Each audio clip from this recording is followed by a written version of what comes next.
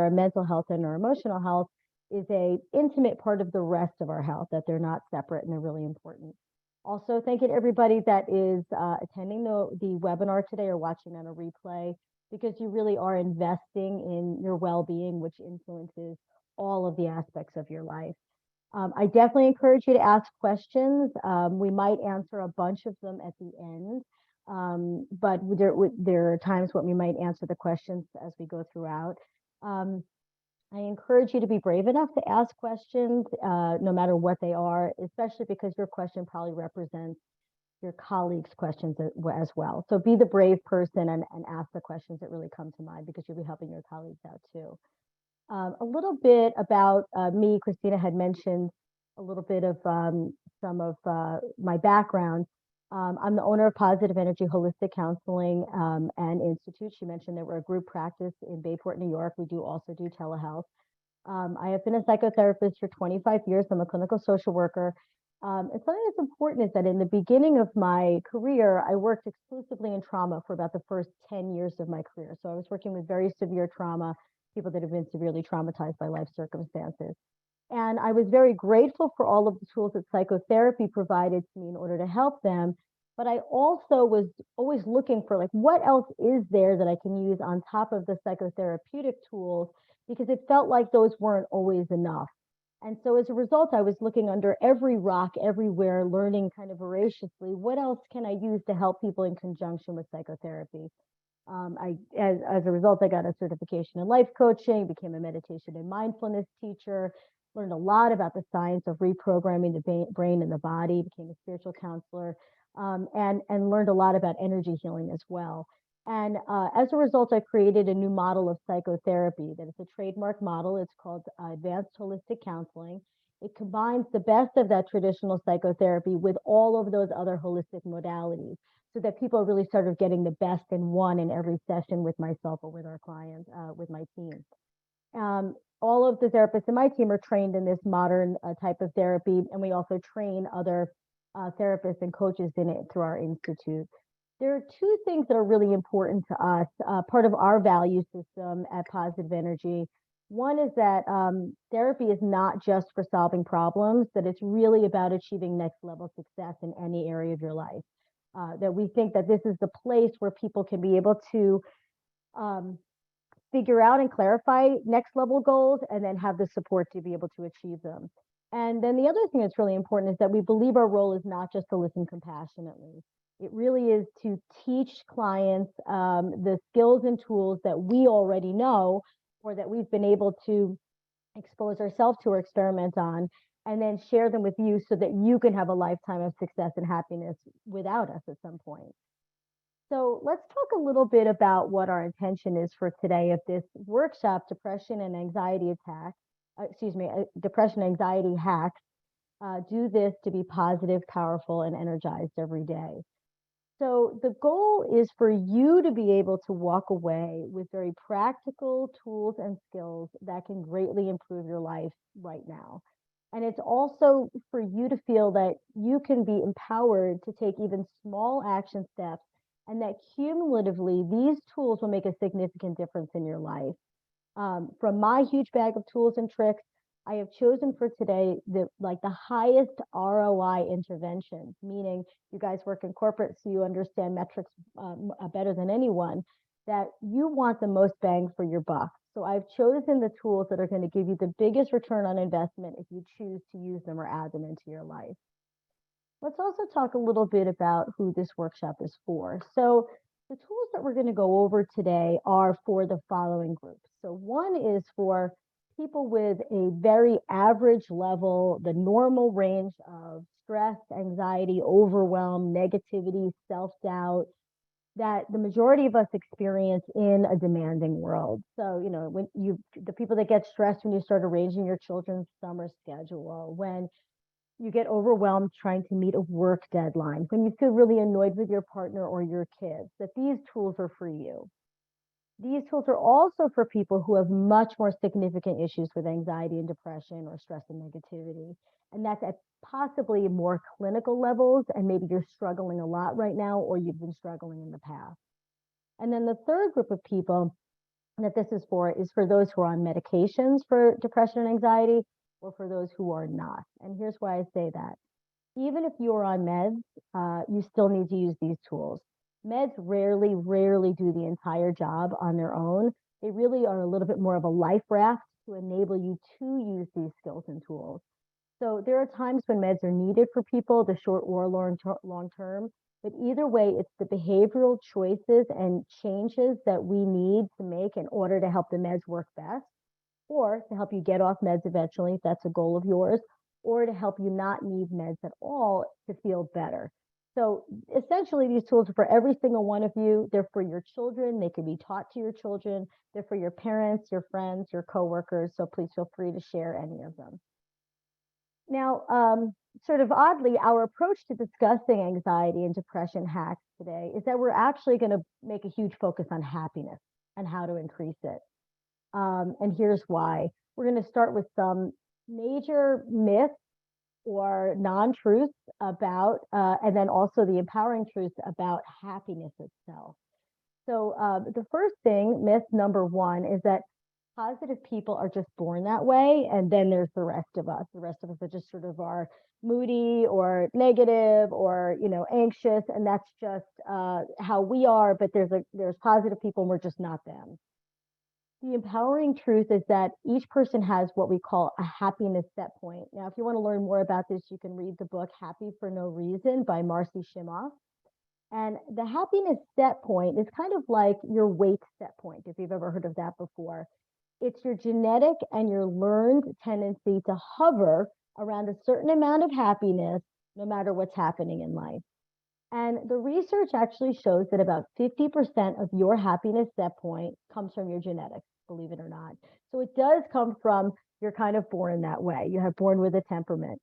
And because you were born that way, it means the other 50% is actually determined by your thoughts, your feelings, your beliefs that you have formed in response to your life experiences.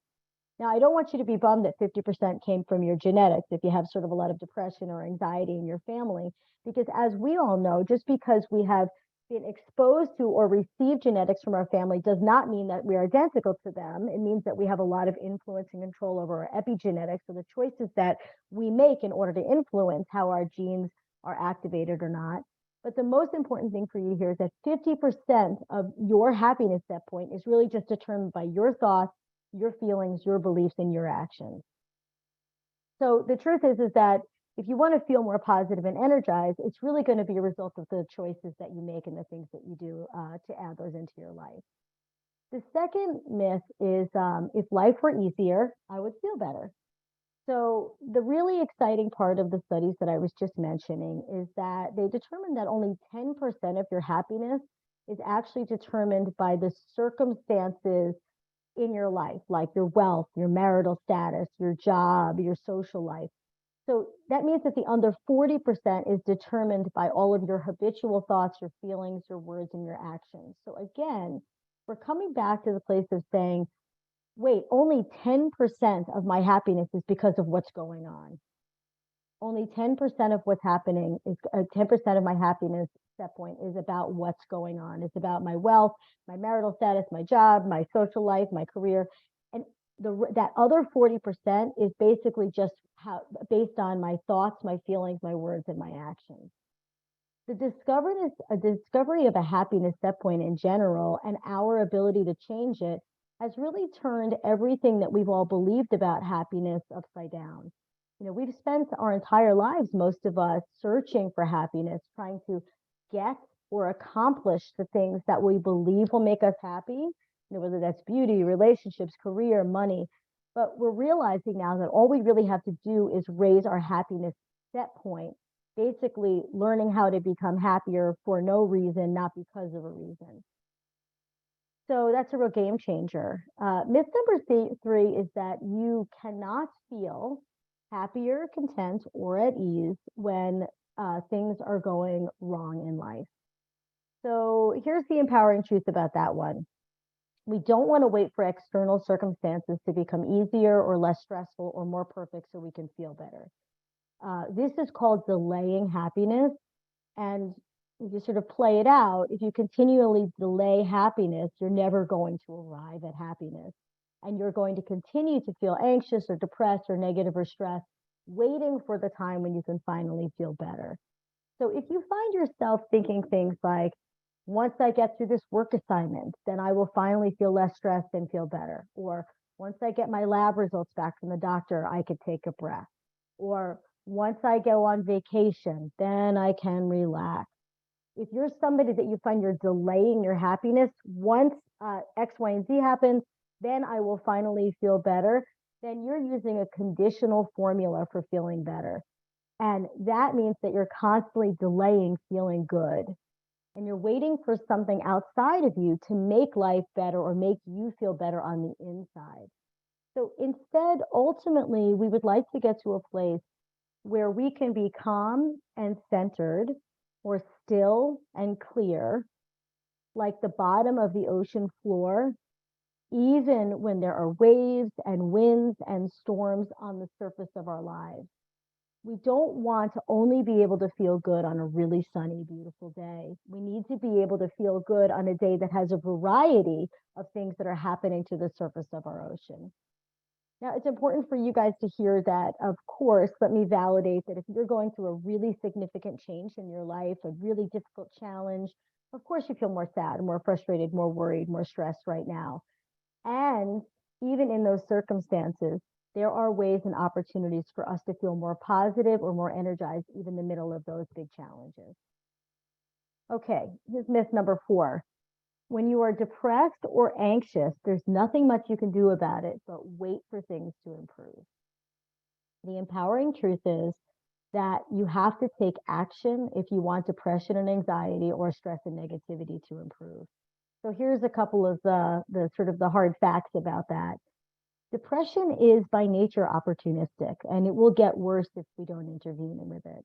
Depression can be changed radically by essentially one main thing, and that's in addition to meds if you're on meds. And this main thing is exactly the thing that you do not want to do when you feel depressed, which is to take action steps. Inactivity is the actual energy that depression feeds on. So in order for us to feel better, we have to starve depression. To starve depression means to take action steps, even if we don't want to. Similarly, most anxiety disorders actually become more reinforced the more we just adapt to them. So, for example, generalized anxiety disorder, which is a diagnosis of a type of free-floating anxiety, we notice with that type of free-floating anxiety that when we solve one problem, generalized anxiety disorder just finds something else to be worried about. We never get a chance to relax. We never get a chance to feel good. So it's like a game of whack-a-mole. You put out one fire, or you fix one stress, or you cross one thing off the list, and then there's something else that's causing you an equal amount of worry or stress right behind it. And so you start seeing that with depression and anxiety, that we can't just wait for it to get better, because it typically won't. It's really about us taking action in order to shift it. This myth number 5. What can I do? I mean, life just happens to me. Like, stuff just happens to me. The empowering truth is that there are kind of 2 ways that we can be about life. One is called an internal locus of control, and one is called an external locus of control. Let me explain. So remember before that I said at least 40% of our happiness set point is determined by not by what actually happens in life, but by the action steps that we take and the way we feel about what happens in life. So people can choose to have either this internal or external locus of control. This may be something you've never really thought about before, but you might see yourself in one way or the other. So people with an internal locus of control feel that they can influence what happens in their outer world, and they can influence how they feel about what happens in their inner world. They take responsibility for what's happening, they feel empowered about it, and they believe they can make changes to their outer world and how they feel about it. Now, these people are more likely to identify with the song Invincible by Sia. Even if you don't feel invincible all the time, language like I'm unstoppable, I'm a Porsche with no brakes, I'm invincible, I win every single day. And even if you're not winning every day, that you feel, I am so powerful and I'm so confident. I have the ability to influence my world. Now, people with an external locus of control feel that life is happening to them. They're not influencing it. They're not in charge. Life is just happening to them, and they are not powerful co-creators in this process. They're just on the receiving end of it. Now, these people are going to relate a little bit more to Katy Perry's Fireworks in the beginning, where she says, do you ever feel like a plastic bag drifting through the wind, like a house of cards, one blow from caving in? These people are just waiting for life to do whatever life is going to do with them. And that the people with the internal locus of control, the ones that believe that they have the power within them, they typically feel more positive and resilient against depression and anxiety because they feel that they can influence what's going to happen. Now, the truth is also about this part is that that problems and challenges that we have in our lives really enable us to use our creative and problem-solving skills. People are very similar to working dogs. I don't know if anybody's familiar with what working dogs are, but these are the dogs that like to have utility. They like to herd sheep. They sniff out bombs. They do agility exercises. They're smart. They're clever. They need to work in order to feel alive. And when they're not working, when they're not being used in that way, they tend to become depressed when they can't use their skills and their energy. Humans are the same. Humans need challenges. We need things to challenge. We're smart. We're clever. We're creative. We need to figure things out. So because we are immensely creative, we need to use all of our capabilities and our skills in order to feel alive. So if you ever saw the Netflix series The Good Place, which I do recommend, it was a pretty good series. Once there was a part in the movie or the series once humans had arrived in this very particular part of heaven where they just automatically got everything they wanted with zero effort. They could just sort of wiggle their nose and have whatever they wanted. They stopped feeling satisfied because they weren't accomplishing anything anymore. The easier life got, the more depressed they got in heaven. Now, humans need both successes and challenges to feel alive. So you may think that you want everything to just work out effortlessly all the time and to be able to snap your fingers and make life happen that way. But without the experience of feeling accomplished, we actually do become more depressed. Myth number 6. This one feels really true for most people, which is it's so hard to change. Like, people will think I'd have to get like a lobotomy in order to not be the way I am anymore. But the truth is that it's not necessarily so hard to change. It's just that it actually does take effort to change. So this is where we get to look at sort of the science behind brain and body reprogramming and really look at kind of how does the brain, which is considered to be plastic and can actually be rewired or repatterned, how do we help it to do that instead of us getting a lobotomy in order to be able to become less depressed or less anxious? Your brain and body can be repatterned, and we don't have to consider change to be hard, but we do have to recognize that it's going to require some conscious effort. So I like to think and explain to my clients that repatterning your brain and your body is essentially like going on a hike. And here's what I mean. It's going on a hike on the old path versus the new path. So let's say that there's a place that every weekend you like to go hiking. And so because you've done it so many times, you just pull your car into the parking lot, pop out of your car, and then you just start walking on that well-worn path that everybody else that goes hiking there walks down as well. And as you're walking, you don't really have to think about where your feet are, or you don't have to think much about the path that you're on, because you just automatically start going down that path. It doesn't require a lot of conscious effort or activity on your part. That is basically represents the regular patterning that your brain has right now. However, if you want to build a new habit, if you want to actually create a new way to respond to stressors in your life, you have to build a new path.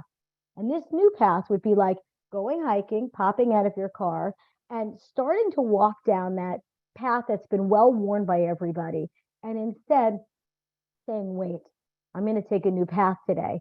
And turning and starting to go in another direction and walk directly through the woods where there is no path.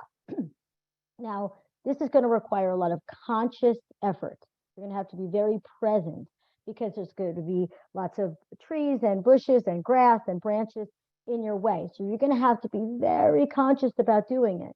But if for the next 28 or 30 days, you show up to that parking lot and you start taking that new path, that's not the well-worn one, but this new one that goes through the woods, eventually it will become treaded. Eventually there won't be any trees there, there won't be any leaves there. This will be the new way, and it will become automatic and automated for you. It's the same thing with the brain. We just need to show it where we want it to go over and over with practice until it says, oh, okay, this is the new path. And then that will become the one that it automatically chooses. So a couple of things we want to know about making new choices. One is that we make small choices in the moment so that we could try to feel better right then. But we also make small choices and we start adding or weaving those into our lives because cumulatively they're going to make a huge difference in your whole system over time. And also because the more we make those small changes, actually eventually that will become the new automatic pattern for your brain and your body, and you won't have to think about it so hard anymore. So there's always hope about change because we know that that's how it works. Here's the last myth and also empowering truth that I want to cover with you guys. My kids, my partner, my job, my life aren't really being affected by my depression, my stress, my overwhelm, my negativity, or my anxiety. It just affects me.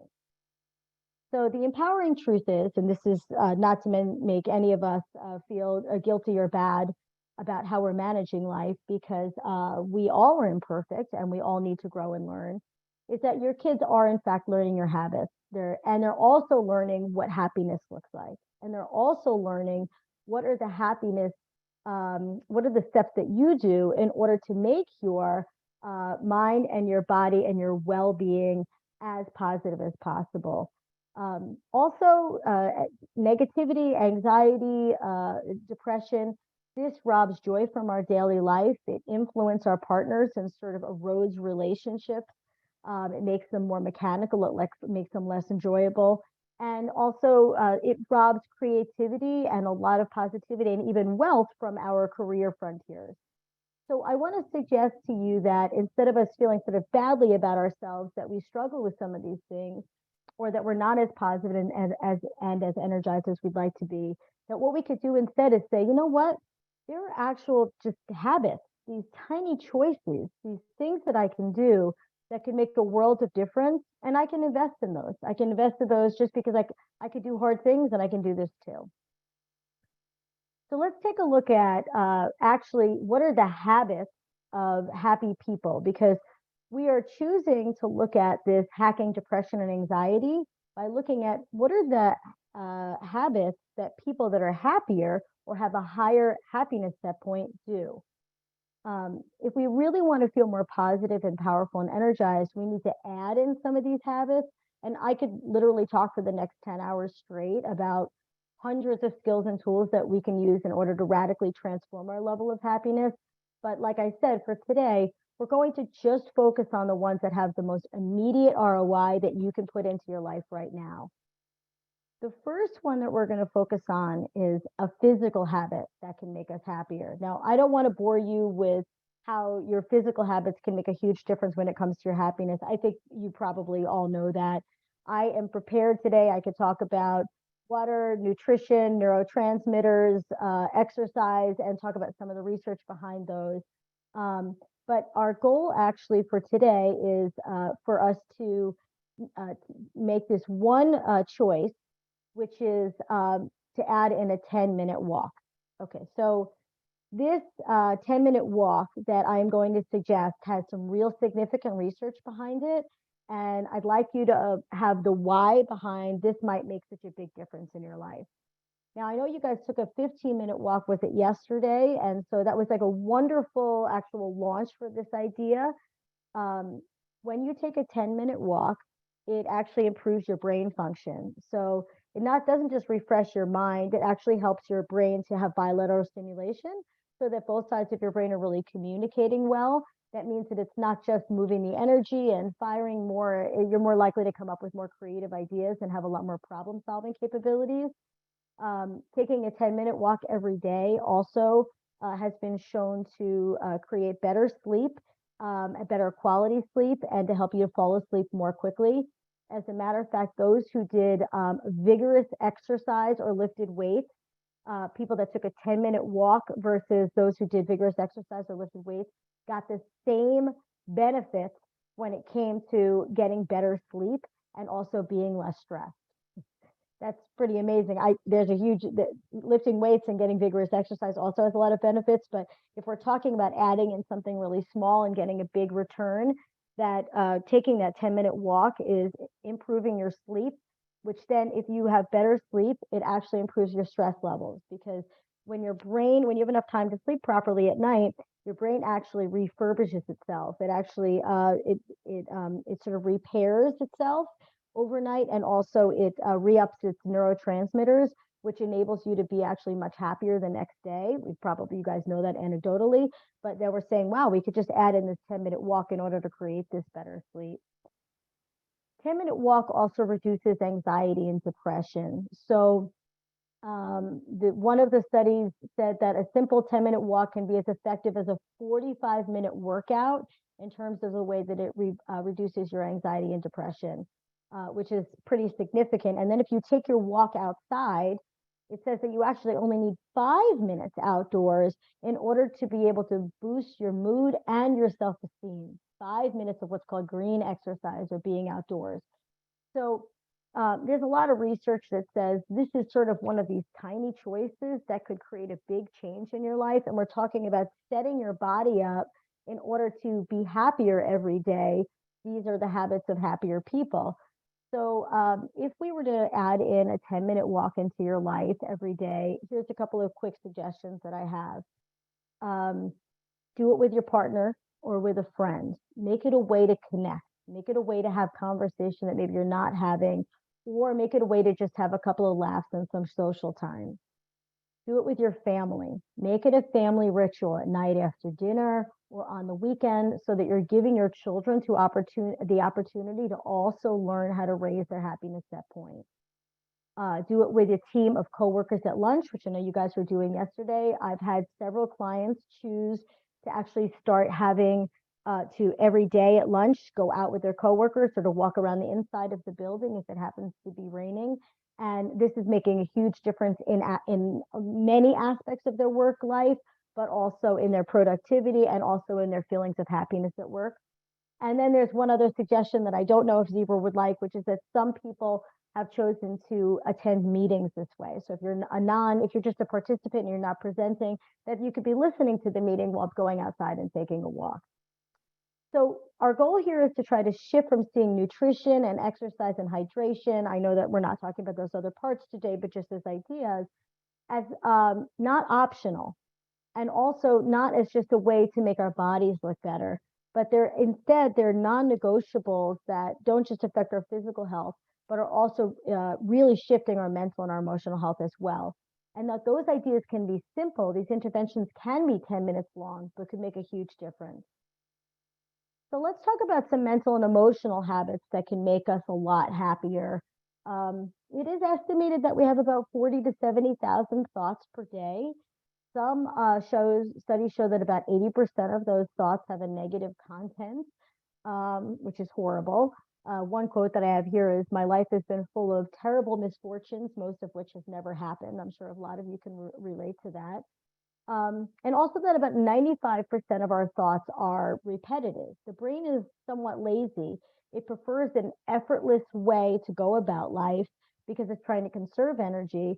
So your brain might be likely to think the same thoughts again and again when it comes. So when it comes to changing that, it could take some work, like we were referring to before. But if we repattern that over time, then that becomes the new automatic way, because it does like to go on autopilot. I know that if I ask you to just not think any negative things, or to just focus on positive things, that's probably not going to work for you, because our thoughts seem to be very hard to control.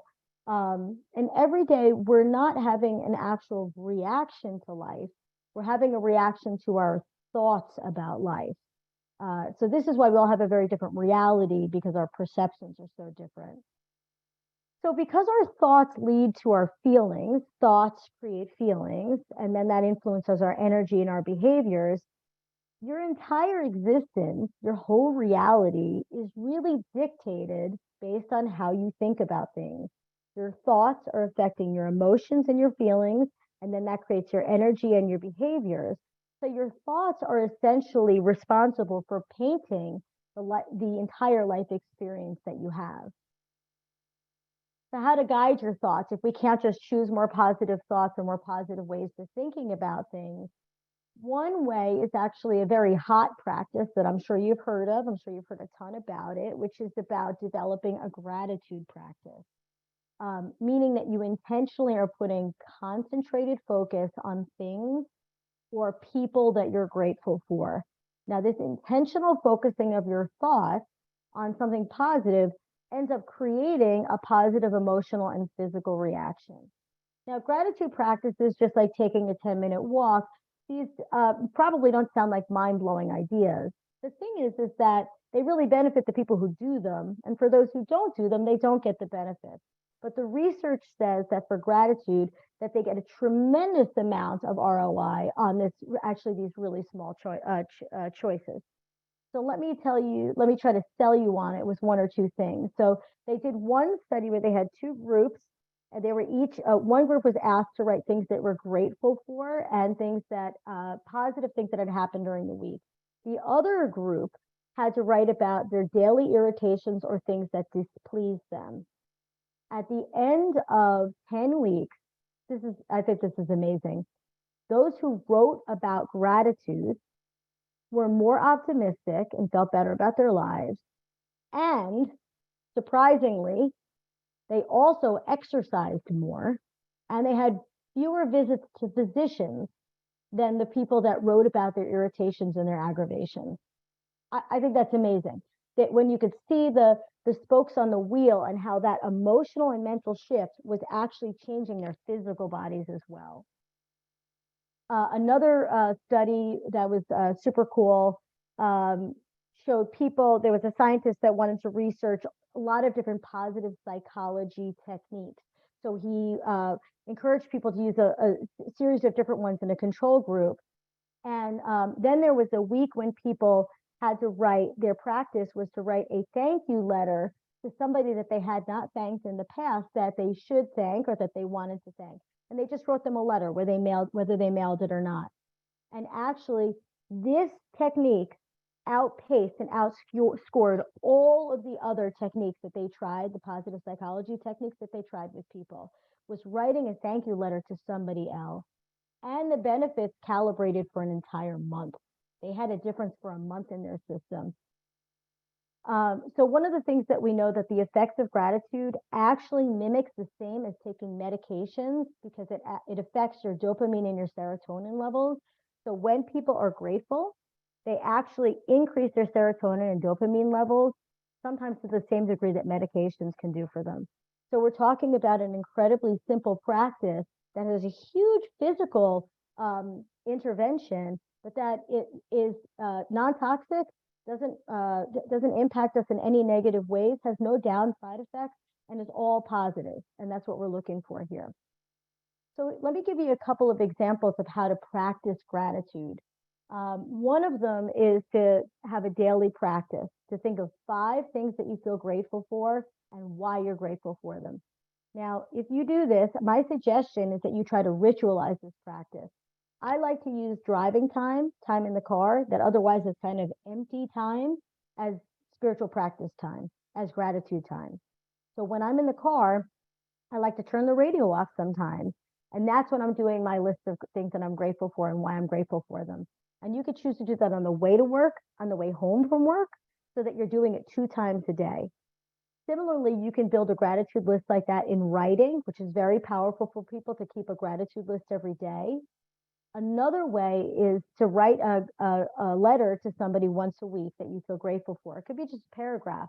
Remember those results from that study we got before, which is that these people experienced more happiness for a month because they had written one letter to somebody expressing gratitude. So that's significant.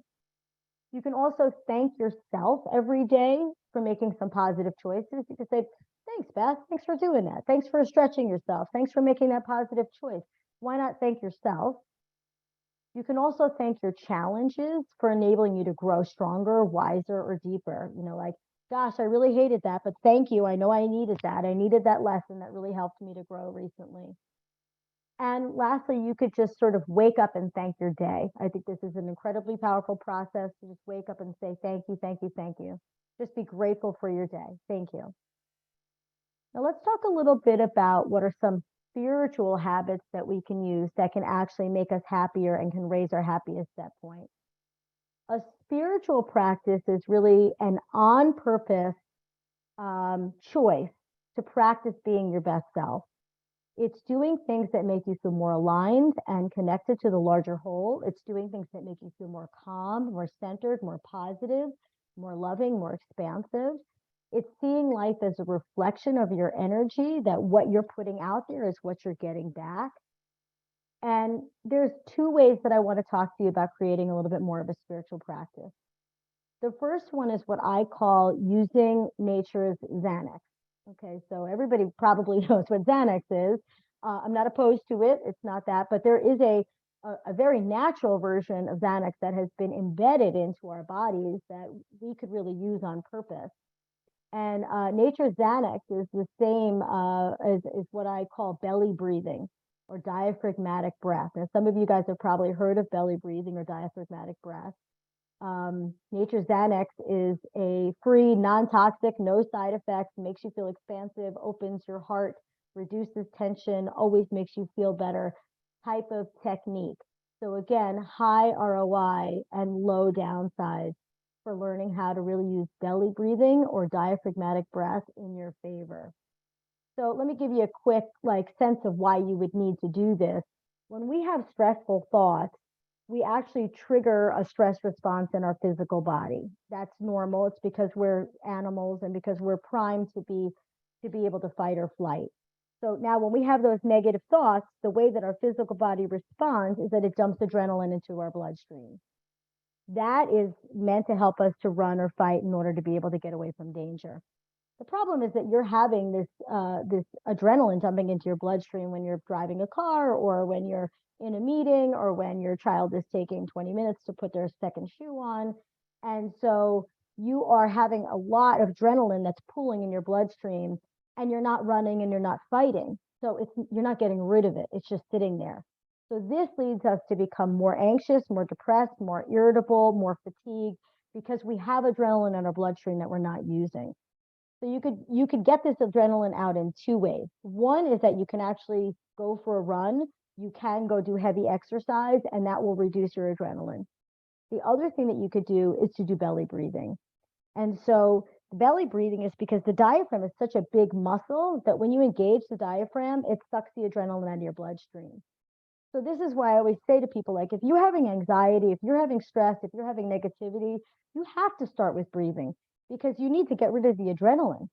And when I say breathing, I mean 5 to 20 breaths at most. And I also mean that you can do just one sometimes and feel a huge impact of doing that belly breath. So I'm going to actually show you how to do belly breath properly so you could get the most out of it. I also want to let you know that I do have a video on my website that will show you how to do this. So I'm going to put this camera down a little bit. I'm hoping that you can see my belly here and also my chest. Because what I want you to do is I want you to you could do this along with me, put one hand on your chest and one hand on your belly here. And I want you to take just a regular deep breath. If you could do this with me for just a moment, just take a regular deep breath. And just notice that when you just breathe regularly, just breathe normally, what part of your body actually moves. And it's your chest. We normally breathe with our chest, which is fine. That's perfectly fine. That's sort of normal everyday breathing. Now, belly breathing, the breathing that actually really relaxes you, the breathing that calms you down, the nature's Xanax, engages your belly, your diaphragm. This is where we're breathing from, not here. So in order to do that, you would take a nice deep breath in through your nose, and you're going to send the breath down to your belly. You go like this. And your belly is going to expand with that breath. And when you breathe out, your belly sinks back again towards your spine. So try that with me for a moment. And if it's hard for you to get, it took me like 2 weeks to get belly breathing. I find all my clients are able to get it in a session. I don't know why it felt so backwards to me. So if you're frustrated with yourself, don't worry. That happened to me too. So you're going to take a deep breath in through your nose. And you're going to see if you can send it down to the balloon of your diaphragm. Allow that to expand, and then breathe out through the mouth and let your belly sink back towards your spine. Now, why is this a technique that actually really helps people to raise their happiness set point and to be happier people, and also to reduce their anxiety and their depression? Stress happens throughout the day all the time for all of us. And we need to have access to a tool like this Nature's Xanax to immediately soften our system, immediately create expansion, immediately make us feel more relaxed. In order to do that, all we need to do is just go. And once you become more familiar with belly breathing, you don't need to make a big show of it. You don't have to walk around the office like this. You could just be sitting in a meeting and your boss could say something demanding, and you might just go, and you take that nice deep breath into your belly, and now you've reduced your adrenaline and softened your system again, bringing you back into that calmer state. And if we can learn how to do that more frequently, then we have access to something that's going to keep us calmer, less stressed at all times throughout the day. Now, my suggestion is that people wake up in the morning and do 5 to 20 belly breaths when they're laying in bed. It's actually one of the easiest places to do it anyway.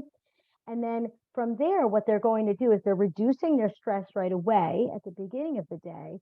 Plus, they're also developing the muscle of that skill so that they can use it throughout the day. And then people that have learned how to belly breathe like this, it's an absolute game changer for their life. And also, it's still taking, less than 5 to 10 minutes a day with a huge ROI. Okay, and so our final tool that we're going to be talking about today is about meditation. And I'm going to teach you a little bit about it real quickly, and then I'd like to do a meditation with you. So if there's anything that you would need to do in order to get set up, in order to start quieting your life, to be able to take a 5-minute meditation with me, you can go ahead and do that now while I just teach a couple of basics before we get started with that. So when it comes to meditation, there are literally hundreds of ways to meditate. I've been teaching meditation for years, and there seems to be an endless ways that you can practice it. There's breath work, there's counting, there's guided meditation, mindfulness, visualization, mantras. It goes on and on. And most people just need to find the kind that works best for who they are and what they respond to, which is why it's so wonderful that there's so many options. Most people also agree that meditation is a valuable and amazing idea, but most of them are also not doing it at all. So our goal today is to make meditation much easier for you and extremely accessible. One thing is, if you could go to my website either now or at the end of our time together, positivecounselingli.com. Right on the homepage, you're going to see, if you put your email in, you get 5 free meditations. Those meditations range from 6 to 17 minutes each. And part of my goal of giving them to people is that they don't have to think about what to do to meditate. Let me do the work for you. Let me just guide you through the process and the practice so that you don't have to think much. So again, that's positivecounselingli.com, and you just throw your email in there. So here's some of the things that I really want you to know.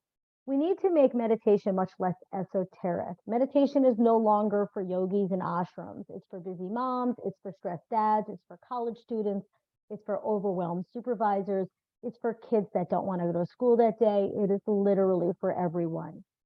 Also, we can make meditation something that we could jump right into, something that we don't have to carve an entire hour for.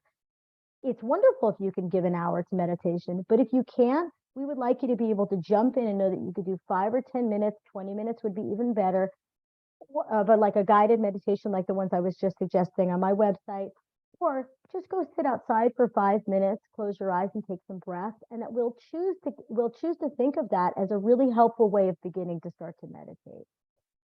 Let's also make meditation more appealing to people. So I want you to sort of let go of the idea that this is about I need to empty my mind. I have to not think at all. That's what meditation is. And instead, what I want you to think of it as it's just a vacation. I want you to think of meditation as a vacation for your mind and from your day. That, oh, I'm just going to take a 5 to 10 minute vacation for my mind and for my day.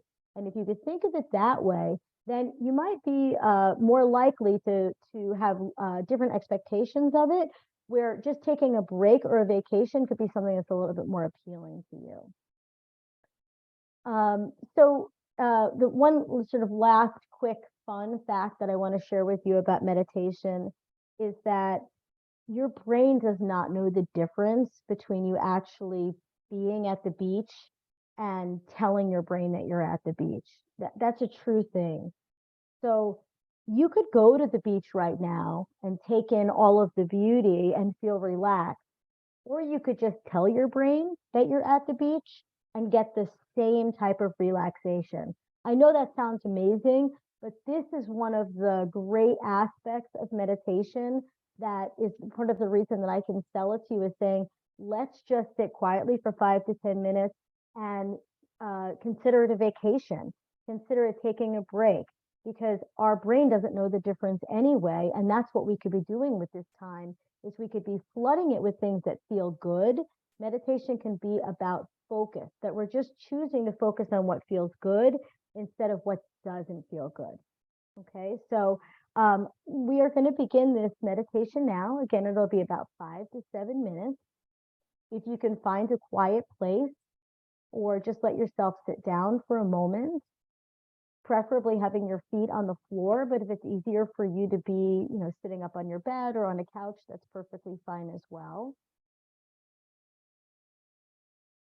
And I'm going to ask you to see if you can actually begin by closing your eyes and then putting your hand on your belly and seeing if you can breathe into your belly with that belly breath, just for 1, 2, or 3 breaths.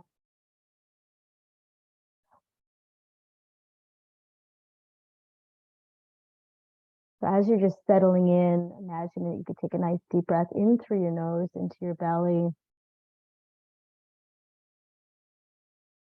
Nice long exhale out through your mouth. And this is a real no pressure breathing. All we need to do is just let ourselves sort of naturally start getting more relaxed by settling in. Nice deep breath in through your nose into your belly. Great long exhale out through your mouth.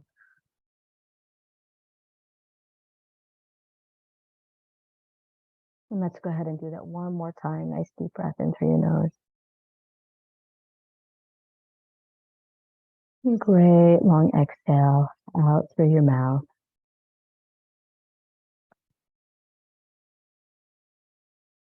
So as you're just beginning to become more centered and more relaxed, I would like to ask you to use your imagination. You're just going to let your mind imagine a place that is a beautiful place to you, a place that you find relaxing, safe, calming. Bring to mind a place that you have either visited that feels this way to you, or that exists in your fantasy, a place that you think would feel so beautiful and relaxing and safe.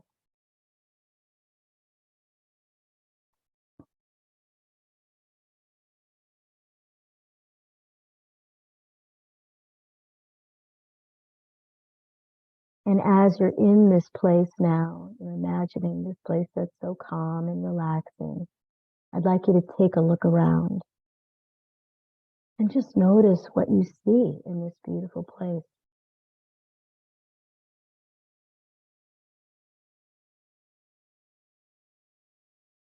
What are the colors? What are the images? What's there in this beautiful place?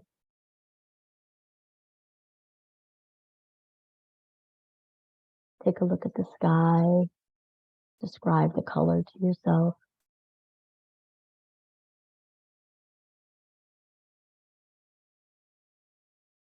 the trees, the ocean. Just notice everything that you see in this relaxing place.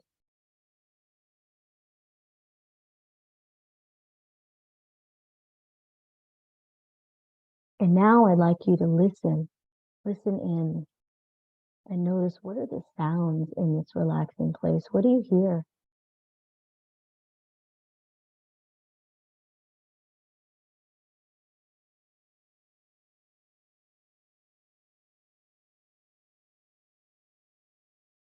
Is there wind? Are there birds? The sound of the ocean, trees?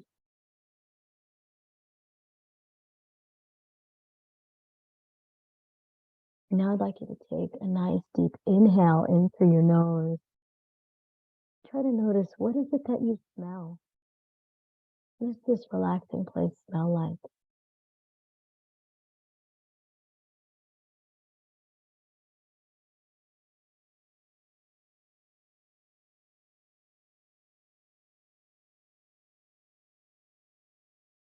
Now notice your skin, your hair, your feet.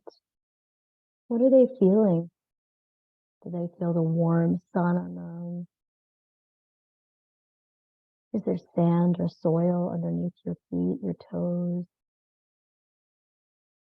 What is your body feeling?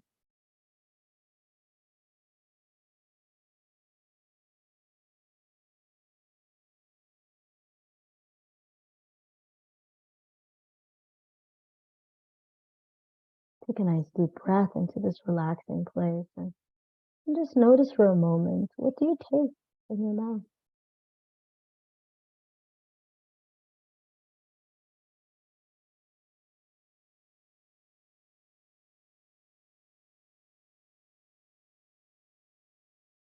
And as you take another nice deep breath, just enjoying how relaxing and peaceful this is, I'd like you to imagine a name for this place. What do you want to call it? If you ever wanted to revisit it again, what do you want to call it?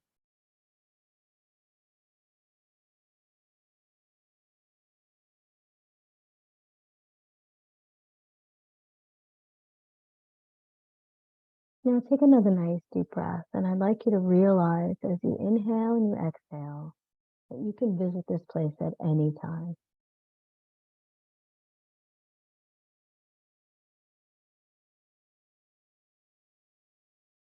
And on your next inhale, I'd like you to realize that this place is always within you.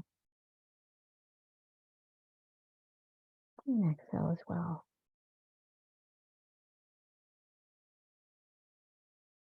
And on your last nice deep breath, I'd like you to remember that you can always choose to feel this way.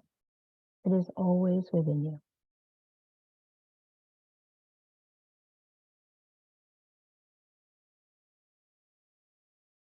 Take one more nice deep inhale and then an exhale. When you're ready, you can go ahead and open up your eyes.